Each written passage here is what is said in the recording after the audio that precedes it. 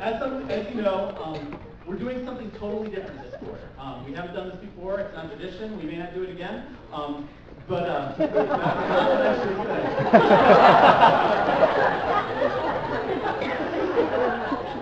say. Rewind. I wish there was an undo button.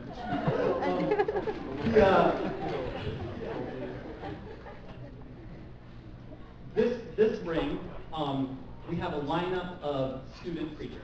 We're turning over the spring entirely student preaching, and I want to.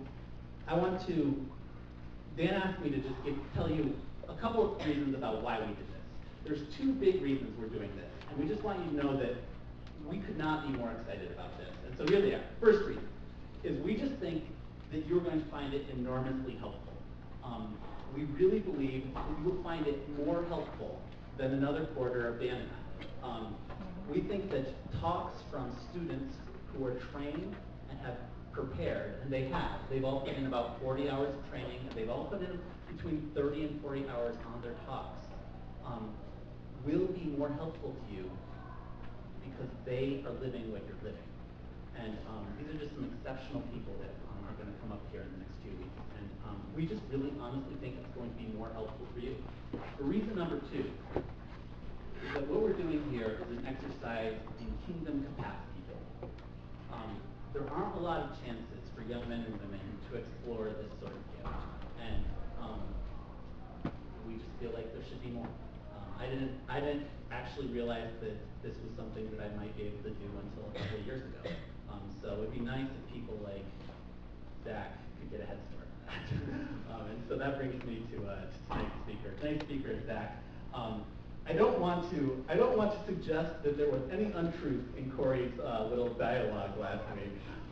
But the truth is that we put together the 2 Corinthians schedule about 16 months ago.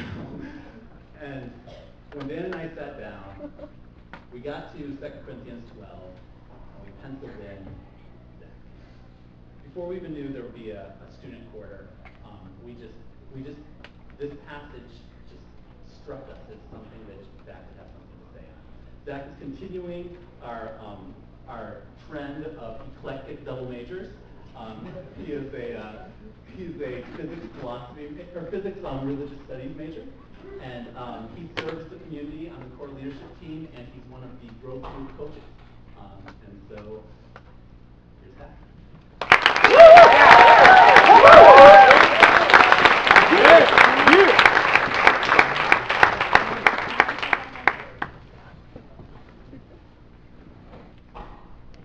Yeah, Zach. Yep, Zach.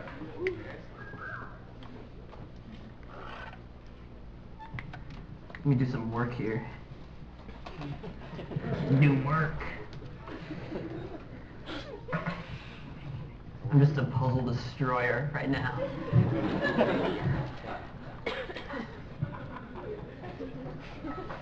This feels right.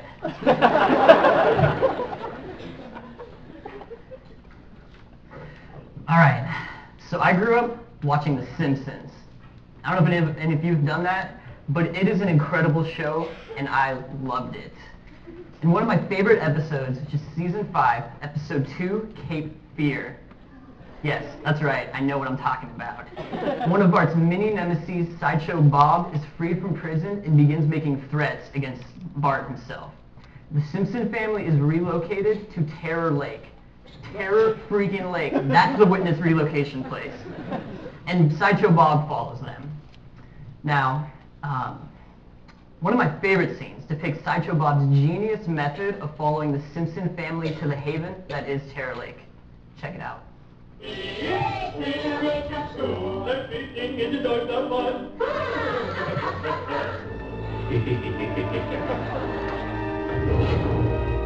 Learning speed bumps. Oh, this coffee's too hot. Hey kid, wanna drive through that cactus patch? Yeah! No. Whoop, 2 against 1.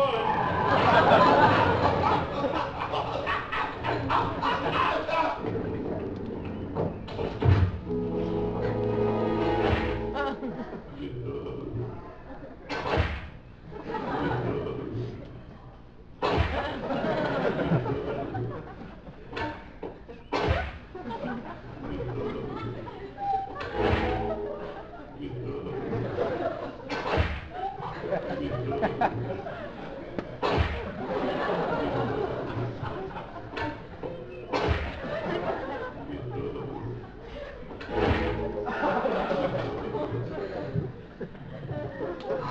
my gosh.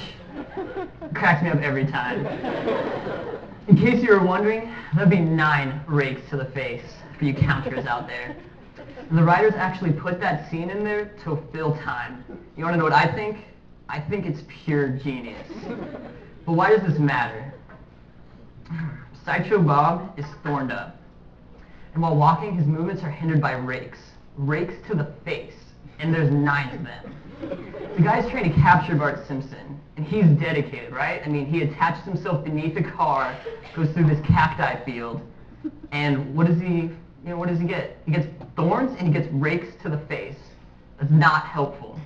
So he detaches himself from the car, and he's too weak to carry on. Rake to the face, again and again. Poor guy. And so I ask, is there something repeatedly smacking you in the face? Or maybe better said, is there a physical and emotional hurt that just won't go away? Does it ever feel like it controls your life and your mood? Like you can't function because it shuts you down and inhibits progress? If so, you are in good company. Because the Apostle Paul had the exact same struggle. And in 2 Corinthians 12, he offers a surprising perspective on this persistent struggle, which he calls the thorn. Would you follow along with me as I read 2 Corinthians 12, verses 6 through 10? Though if I should wish to boast, I would not be a fool, for I would be speaking the truth. But I refrain from it, so that no one may think of me more than he sees in me or hears from me. So to keep me from becoming conceited because of the surpassing greatness of the revelations, a thorn was given me in the flesh, a messenger of Satan to harass me, to keep me from becoming conceited. 3 times I pleaded with the Lord about this, that it should leave me. But he said to me, my grace is sufficient for you, for my power is made perfect in weakness. Therefore I will boast all the more gladly of my weaknesses, so that the power of Christ may rest upon me. For the sake of Christ, then, I am content with weaknesses, insults, hardships, persecutions, and calamities. For when I am weak, then I am strong. 1 second.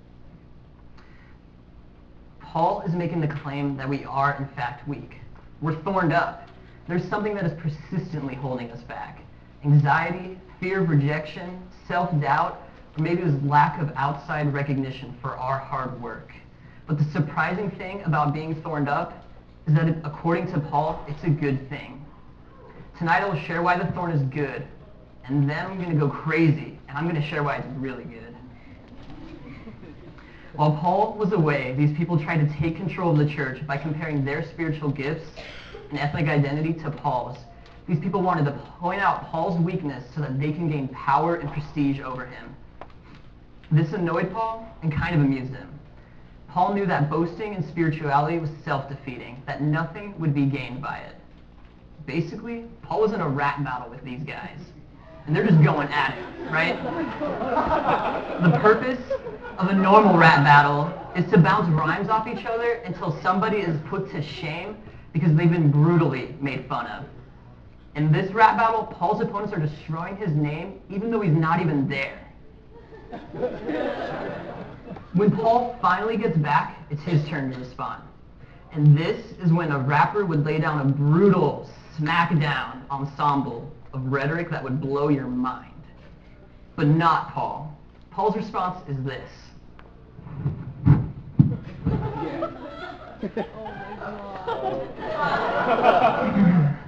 Yo, I don't know where to start, and I don't even know where to begin. But I can't battle you. I'm trying to battle my sin.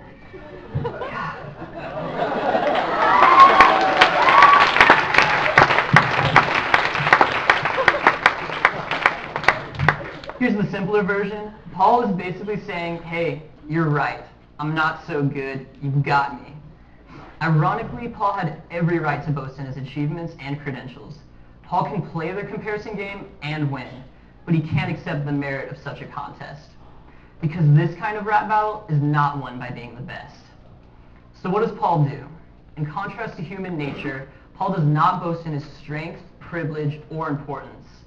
He does the exact opposite because there is nothing to be gained in boasting in strength. To Paul, there is only one thing worth boasting about: weaknesses. It's something we all have a lot of. In verse 7, Paul says the thorn was given me in the flesh, a messenger of Satan to harass me. Now, is Paul the only one who suffers this kind of weakness? Is he alone? I mean, where could we look in our culture for this kind of stunning and subversive revolutionary insight? A lot of words. The Bachelor, right? We're going to look at The Bachelor. As all of you know, because you all watch it and watched it, the most recent season of The Bachelor was all about the return of Brad Womack. And what a guy. Brad Womack. Look at that. He gets more beautiful with age. I know. He got to date over 20 women for the second time. That's 40 freaking women. 40 women. He was The Bachelor a few years ago, but after dating the first 20 women, he decided not to pick a woman. He decided not to pick a woman because he didn't want to share his struggles with any one woman. So what did he do? He goes on The Bachelor again, right? Try another 20? I don't know. That makes sense. Gosh. Gotta try again. Here is a clip of Brad's new outlook and his second go being Mr. Bachelor. You know, because as they get to know you a little bit, you know, you're going to start to be exposed, right? You get vulnerable. But you don't want to be shut down. There's something you've got to take care of. Right. In order for you to be in a place where you know what opening your life to someone looks like, it means making yourself vulnerable. Right. It's not easy to do. There's a real strength in your character. There absolutely is. But here's the thing. Strength and vulnerability are not mutually exclusive. Yeah. They can coexist. There is tremendous strength in being vulnerable. Right. And having the conviction to just Keep being real and keep being present. That's what strength looks like. You know, in terms of dating or getting to know someone. opening your heart, letting a woman come in and discovering some things about you. It's just about trusting yourself to let that come out and let, you know, everyone who's experiencing you Be inspired by that. I understand. Yeah, no, I completely understand. James said a very profound thing today. Strength and vulnerability can coexist. Let's face it, it's a huge internal struggle for me, but I want to move forward. That's all I care about. The only way I'm truly going to fall in love is to be vulnerable, to open... Ooh. Doesn't it just feel good when that music comes and you're like, man, they're saying how it is, right? Gosh. So even the Bachelor realized that operating under strength would get him nowhere. He says that he will find true love only if he is vulnerable. The messed up world of the Bachelor is onto something here. Deep down, we know that this is true. We know that the human condition is characterized by weakness and not strength. This man, this beautiful and silent man, because he is, right? He had 20 tries to find the right woman. He operated under strength and came up empty. For him, it took a failed reality show and years of therapy, but he's finally onto something fundamentally true. There's tremendous strength in weakness. There's tremendous strength in being vulnerable. The Bachelor is clearly a train wreck, and so are we. That's why people watch it, right? We watch it because it's, there we go, we're looking at ourselves.